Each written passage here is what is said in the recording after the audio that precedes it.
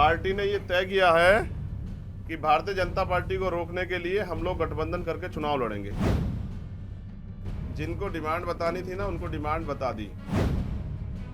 अब मुलाकातें तो पहले भी हुई हैं, आगे भी होंगी, लेकिन जब तक कोई ठोस बात नहीं हो जाती, तय नहीं हो जाता, तब तक मैं इस पे कोई ज्यादा बात आप लोगों के सामने नहीं रख सकता हूँ।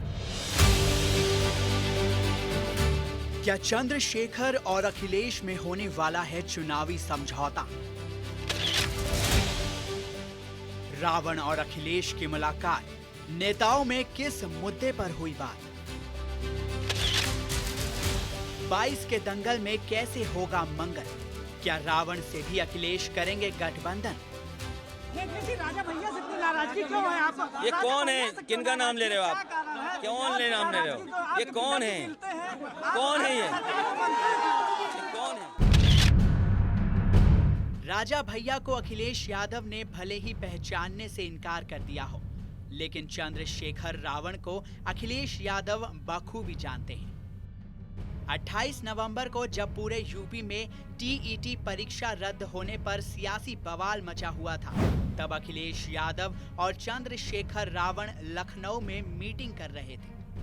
अखिलेश और रावण की मीटिंग में क्या हुआ, ये बताने के लिए खुद चंद्रशेखर सामने आए। पार्टी ने ये तय किया है कि भारतीय जनता पार्टी को रोकने के लिए हम लोग गठबंधन करके चुनाव लड़ेंगे। इसी कड़ी में हम सभी लोगों से मिल रहे हैं।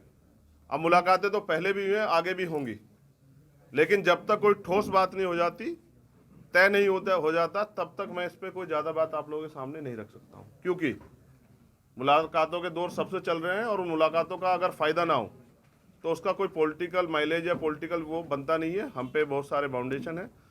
जिस समय कोई चीज़ फाइनल हो जाएगी तो आप मीडिया के माध्यम से पूरे उत्तर प्रदेश देश को बताना पड़ेगा। तो मुलाकातें तो होती हैं और मुलाकातें होती रहेंगी, और जब कुछ फाइनलाइज होगा तो मैं इस पर खुल के प्रेस नोट देके अपनी बात रखूंगा। मैंने कहा ना, जब तक कुछ फाइनलाइज नहीं हो जाता, राजनीतिक मुलाकातों का कोई बड़ा मतलब तभी बनता है जब चीज़ें फाइनलाइज हो जाएं। तो जब तक कुछ फाइनलाइज नहीं हो जाता, मैं ऐसी मुलाकात को मुलाकातें नहीं मानता हूँ। देखिए, डिमांड, जिनको डिमांड बतानी थी ना, उनको डिमांड बता दी। तो जैसे डिमांड पे आगे कुछ बात बढ़ेगी, विश्वास कीजिए कि आपको तो बताएंगे। भाई आप ही तो दिखाएंगे, आपके करोड़ों करोड़ों व्यूवर्स हैं, तो जनता तक कैसे जाएगी बात? आसानी से आपके द्वारा ही जाएगी, तो आपको बताना पड़ेगा, और आपके बिना चलेगा नहीं काम।